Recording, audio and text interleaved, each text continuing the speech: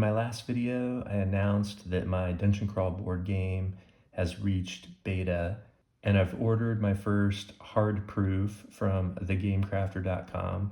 Unfortunately, it's going to take 3 or 4 weeks to get that first hard proof back. So in the meantime, I've been hard at work getting my game onto Board Game Geek. It's got built-in forums. You can post about the game, you can post reviews, you can talk rules, strategy.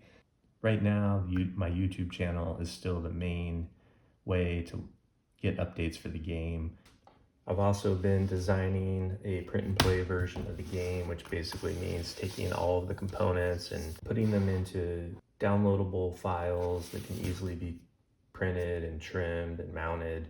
Right now, the print and play version includes a PDF of the rule book, PDF of the adventure book, a tabloid-sized JPEG of the box art, and a couple directories, one with chits and one with cards. So let's take a crack at building a print and play version of my Dungeon Crawl board game. We're gonna start with chits. 3 chit sheets, double-sided.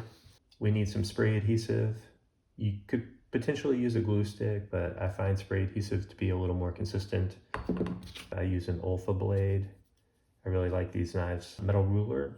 And then we've got our chipboard here. This is kind of a medium weight. There's a .020 thickness, which is a lot thinner than this. I find it too thin for chits.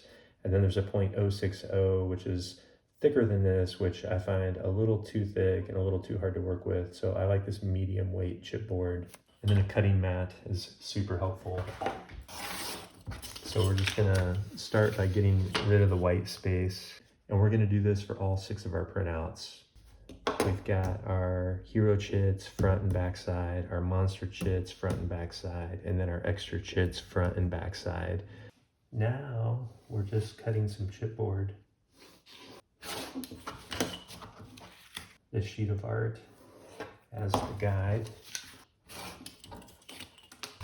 And then we're basically just gonna mount this on this side of it, and we're gonna mount this on this side of it. So I'm gonna take each one of these front and backs outside and apply a layer of this Super 77 spray adhesive.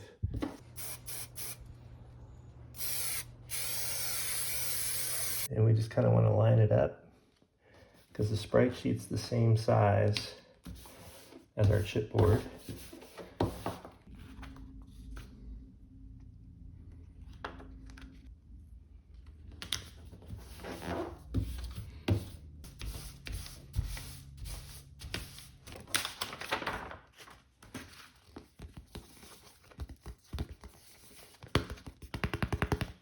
The sharper the blade, the better the results.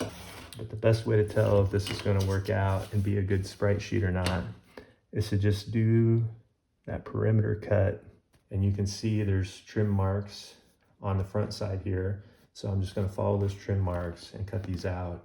I'll score on the short edge every cut where I'm not going all the way through. I'm just scoring.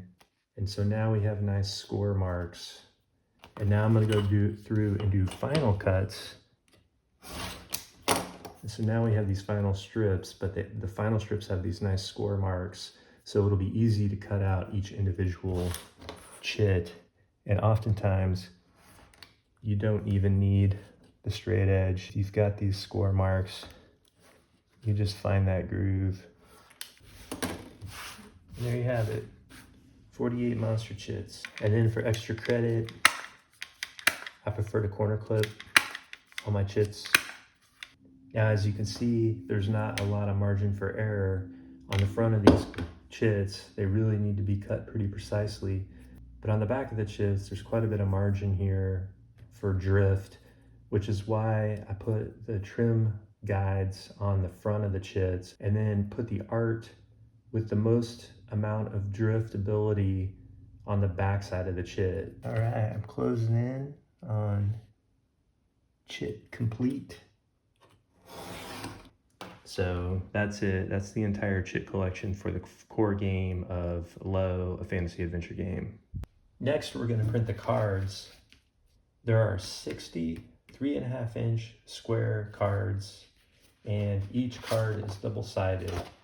So the easiest way to print the cards is to either take the card JPEGs to your local print shop and ask them to print them on the heaviest cardstock they have, or you can print them at home. I use Strathmore Bristol board. It's a little thicker than your typical cardstock. So you just want to print the front side of the heroes, and then on the back of that, you print the back side of the heroes. And there's going to be 15 of these sheets total. 15 sheets, 4 cards per sheet, 60 cards, but they're double-sided. Cutting them out is very easy. Easier than the chits. There's not going to be any mounting. We're just printing it on double-sided cardstock. Now, if you're printing on a thicker, like Strathmore Bristol board at home, you're going to have to feed it through the rear slot. So after you print the first side, you flip it over. This is a very standard home printer. I'm almost positive I paid less than $300 for it.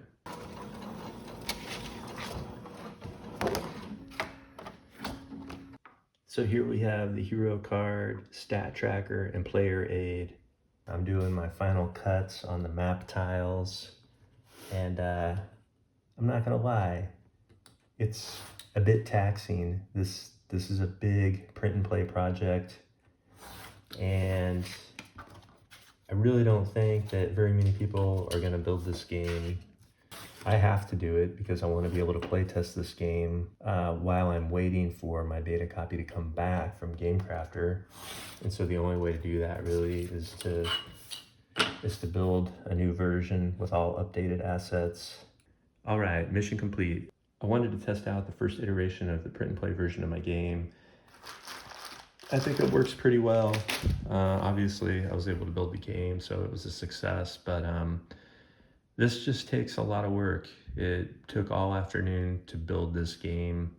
So I've been thinking about brainstorming other solutions, something in between a full copy of the game and a print and play version of the game. Somebody recommended doing like a poor man's version of the game where you just get the cards and the chits, and you have to print out your own rule book or just use like a digital version of the rule book and bring your own dice and no box. And I think that's a pretty good idea. All you really need to play this game are PDFs of the rules, some dice, which everybody has, and 60 cards and 150 chits. It would be very easy to provide a version of this game that's not the full version that comes in the pretty box, but also not the print and play version that takes an entire afternoon to craft. So I'm gonna look into that. I think there is a middle ground, so I will spend some time on that.